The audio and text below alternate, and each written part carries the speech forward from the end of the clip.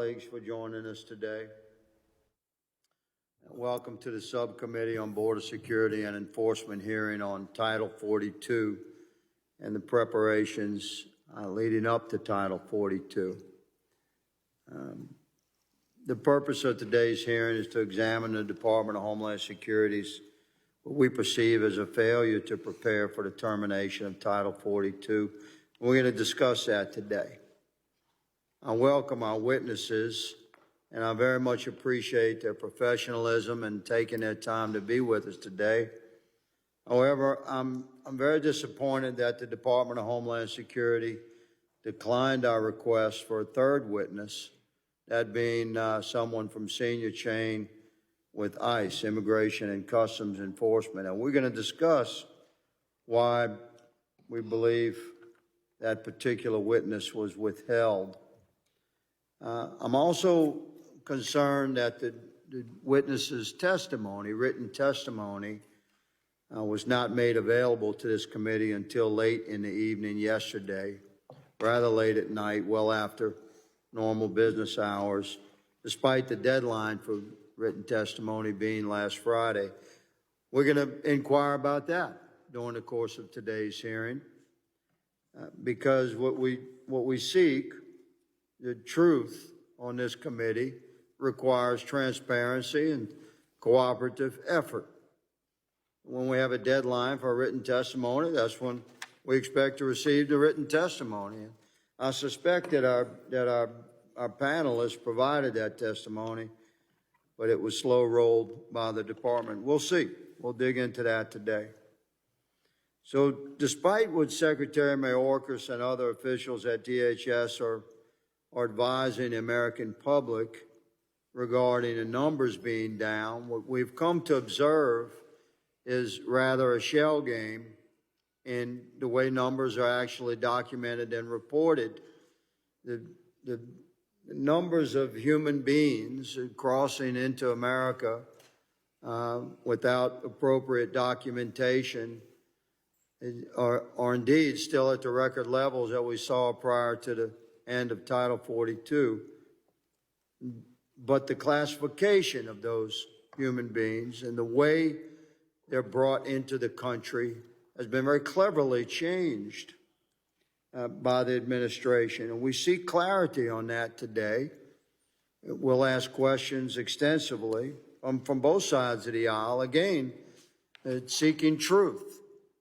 And there's no benefit for any of us to conceal the actual numbers and the truth regarding immigration, both legal and illegal. So to reclassify illegal entry as those that have entered by a legal pathway and then tell the American people, well, the numbers are way down. You know, we have this thing under control. This is misleading by design, and we're going to dig into that today. The CBP-1 app is being used as a type of asylum application, very broadly, allowing those who register with it to move to the front of the line at ports of entry, be processed quickly into the United States as an asylum seeker without the normal asylum process and vetting. These migrants would have attempted to enter the U.S. between ports of entry and would have been considered illegal aliens and intercepted or encountered by Border Patrol between the ports of entry. But they're being pushed back. If they make it through the NGOs in Central America and Mexico, where many are being intercepted and quite effectively redirected through the ports of entry using the CBP-1 app, the ones that make it to the border are being turned around. Steady increase in what you refer to as voluntary return. They're being sent back deeper into Mexico, where they're received by NGOs and they're assisted to fill out the CBP-1 app, and then they're being bused to the ports of entry, and they're entering in that manner through what the administration is calling a legal pathway. So then they tell America that the numbers of illegal migrants are down. It's a shell game. We're going to expose it today. We're going to do so respectfully, but quite aggressively. And I appreciate the opportunity to have presented this opening statement. I yield the balance of my time, and I recognize for his opening statement my friend and colleague, Ranking Member Correa.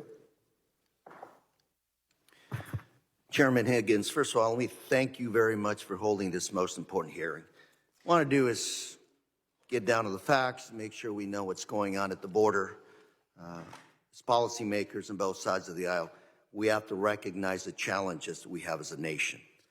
And it's important to start by looking back over the last few years and what we've seen, to look forward as to what we can expect. Mr. Chairman, we've dealt with COVID-19. And America spent trillions in fighting COVID-19, and we did pretty well. In fact, our economy is doing better than any other economy in the world today. Record unemployment, worker shortages. And this is happening while, sadly, the rest of the world economies are really crumbling. Even the great China economy is having trouble getting back on its feet. I'd like to submit without objection this article from the Wall Street Journal talks about China's fading recovery reveals deeper economic struggles. Without objection. Thank you, Mr. Chairman. What we now have is a worldwide economic crisis that has led to worldwide economic crisis. And there's never been more misplaced individuals, probably in the last 100, 200 years in this world. World War II, 60 million individuals on the move. Today, we've confirmed it, a greater number of individuals moving throughout the world displaced. This chart, if I can, from the UN Refugee Agency, shows the number of displaced persons, those in need of international protection and asylum seekers just in the Americas. And as you can see from this chart, countries around the region, in this region, are suffering the challenge of refugees. Mexico is dealing with the refugee crisis within its borders, struggling. Guatemala is struggling. Europe, of course, is also feeling the stress. Further south in Colombia, not only is it hosting 2.5 million Venezuelan refugees, but others as well. And of course, these refugees are facing terrible conditions as they move north, looking for safety and opportunity. This next picture I'm going to show you is of a little girl struggling to continue north across the Darien Gap.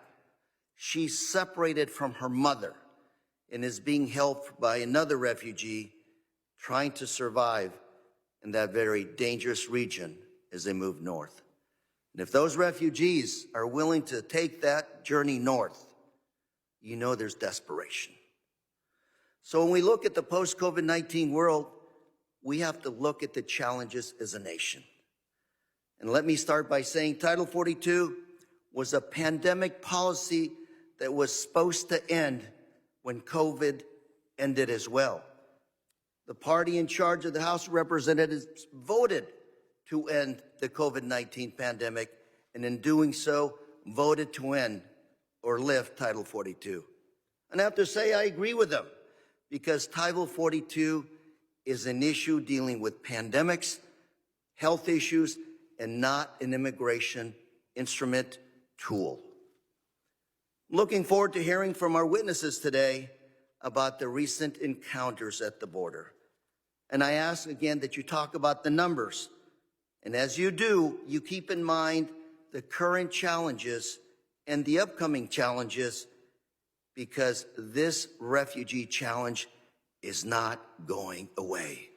I've been to Central America, and those nations, their infrastructures are devastated, and it's going to take a lot to get them back on their feet. Also, nearby, I visited all the CBP facilities that I could over the last few months on our southern border in the months leading up to the lifting of Title 42.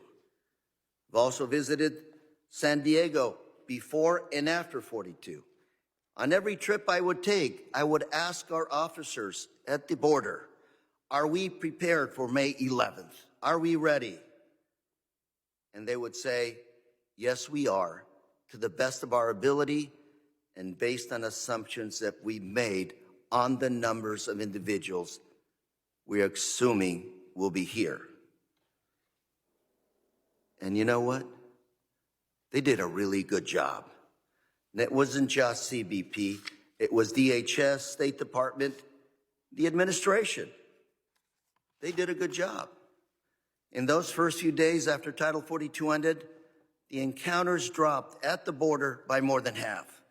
In fact, if you look at this next chart, those are the numbers reported by Border Patrol Chief Raul Ortiz, showing more than a 50% drop in encounters since the ending of 42. These numbers continue to remain lower than what they were seeing earlier this spring, despite the fact that there's usually a normal increase at this time of the year. That is a seasonal increase. Let me just repeat some of the things the administration did. They opened up regional processing centers in which CBP agents told me that they will very helpful in managing the capacity of processing individuals at the border. The administration created legal pathways for Venezuelans, Cubans, Haitians, and Nicaraguans to enter the United States legally. The administration sent active duty military personnel to help with the logistics and expected surges at the border. And by the way, California sent the National Guard and Texas sent the National Guard as well.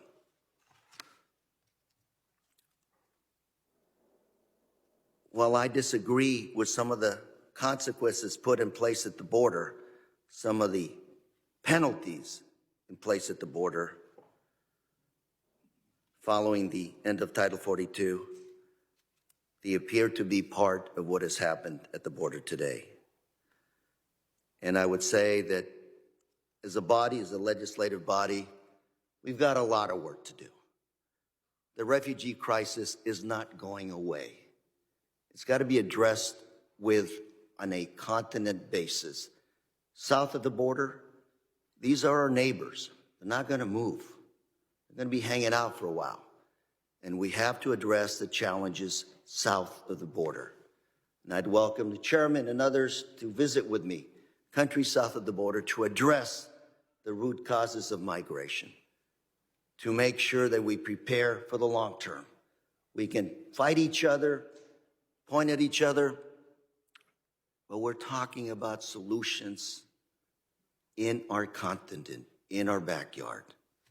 Till we roll up our sleeves and figure it out, we're going to continue to bicker and fight amongst each other, and nothing's going to get done long term. So today, from our witnesses, I look forward to hearing your testimony, what you think has led to this, Mr. Chairman, I'm not going to say a decline, but management of the border. Was there a decline? What were the solutions you put in place? And what we can expect going forward. Again, I don't believe this chapter is over in this refugee crisis. COVID-19 is still with us. It's devastated the continent, the world, and we're the only game in town. Like it or not, we are the greatest, strongest economy in the world. With that, Mr. Chair, I want to thank you for my time, and I turn over to you. I thank my friend, Ranking Member Correa. Other members of the committee are reminded that opening statements may be submitted for the record. I'm pleased to have a distinguished panel of witnesses before us today on this very important topic. And I ask that our witnesses please rise and raise your right hand. Do you solemnly swear that the testimony you will give before the Committee on Homeland Security of the United States House of Representatives will be the truth, the whole truth, and nothing but the truth, so help you God? I do. Let the record reflect that the witnesses have answered in the affirmative. Thank you. Gentlemen, please be seated. I'd like to now formally introduce our witnesses. Mr. Blas Nunez Neto, has been serving as the Assistant Secretary for Border and Immigration Policy since October the 1st, 2021. Mr. Nunes-Nato has nearly 20 years of Homeland Security experience and previously served as the Chief Operating Officer at U.S. Customs and Border Protection. Mr. Benjamin Carey Huffman is the Acting Deputy Commissioner for U.S. Customs and Border Protection, where he oversees the daily operation of CBP's expansive mission, including matters related to trade, travel, and national security. Mr. Huffman entered duty with the U.S. Border Patrol on February the 3rd, 1985, as a member of the Border Patrol Academy Class 173. I thank our witnesses for being here today, and I now recognize Assistant Secretary Nunes-Nato for 5 minutes to summarize his opening statement. Chairman Higgins, Ranking Member Correa, and distinguished members of the subcommittee, I appreciate the opportunity to appear before you today. DHS led a comprehensive planning effort for more than 18 months to prepare for the end of Title 42. This effort included record deployments of personnel, infrastructure, and resources to support our front line. We also developed a series of policy measures intended to disincentivize unlawful entries at the land border while incentivizing migrants to use safe, orderly, and lawful processes and pathways to come to the United States. The end of Title 42 on May 12th allowed DHS to once again impose consequences at the border. Unlike an expulsion under Title 42, removal under Title 8 carries with it a minimum 5-year bar to reentry and the potential to be prosecuted for repeated reentries. In the weeks since May 12th, DHS has overseen a whole-of-government effort that has reduced unlawful entries between our ports of entry by 70%. We did so even as Congress appropriated less than half of the $4.9 billion that DHS requested to prepare for the end of Title 42. As part of these efforts, we strengthened the consequences for those who are apprehended crossing the border unlawfully through the new Lawful Pathways Rule. This rule places common-sense conditions on asylum eligibility for migrants who do not use the lawful pathways and processes that we have dramatically expanded over the last year. Since May 12th, USCIS has conducted a record number of credible fear interviews, more than 13,000, for migrants placed in expedited removal. We have repatriated over 38,400 single adults and families to more than 80 countries, including over 1,400 nationals of Cuba, Haiti, Nicaragua, and Venezuela who were returned to Mexico under our Title VIII authorities. This is the first time in our bilateral history that the government of Mexico has allowed the repatriation of non-Mexican nationals at the border under our Title VIII authorities. DHS has made clear through these efforts that there are serious consequences for unlawful entry. However, consequences are by themselves not sufficient to deter migration. To be most effective, the consequences we enforce must be paired with incentives for migrants to use lawful processes. And this administration has overseen a historic increase in access to lawful processes for migrants to come to the United States in a safe and orderly manner that takes them out of the hands of the drug cartels and the coyotes. These processes include supporter-based parole processes for nationals of Cuba, Haiti, Nicaragua, and Venezuela, which have significantly reduced unlawful entries at the border. They include a 300% increase since 2019 in temporary work visas available for migrants in the region, and a dramatic expansion of refugee resettlement in the Western Hemisphere. The recently announced safe mobility offices in Guatemala and Colombia will also allow migrants to be referred to legal pathways not just to the United States, but to other partner countries, including Canada and Spain, that are participating in this effort. And we have also significantly expanded orderly access to our land border ports of entry through the CBP-1 mobile application, which allows us to process almost 4 times our pre-pandemic average of individuals at our land border ports of entry each day. Once again, the end result of this comprehensive effort has been a 70% decrease in unlawful entries between ports of entry since May 12th. However, we know that the conditions in the hemisphere that are driving the unprecedented movement of people, not just to our country, but to countries throughout the region, are still present, and that the cartels and the coyotes will continue to weaponize disinformation to put migrants' lives at risk for profit. I'd like to conclude by noting that these surges in migration have now become a regular occurrence for more than a decade under both Republican and Democratic administrations. Presidents of both parties have attempted to use their executive authorities to address these challenges, as we have. This, in turn, has invited litigation from both sides of the political spectrum and has resulted in courts across the country dictating border and immigration policy. It is abundantly clear that executive action alone cannot solve the entrenched challenge of irregular migration in our region, and that neither party can address its impact on our border by themselves. Until and unless the U.S. Congress comes together in a bipartisan way to address our broken immigration and asylum system, we will continue to see these surges in migration at our border. Thank you for the opportunity to appear before you today, and I look forward to your questions.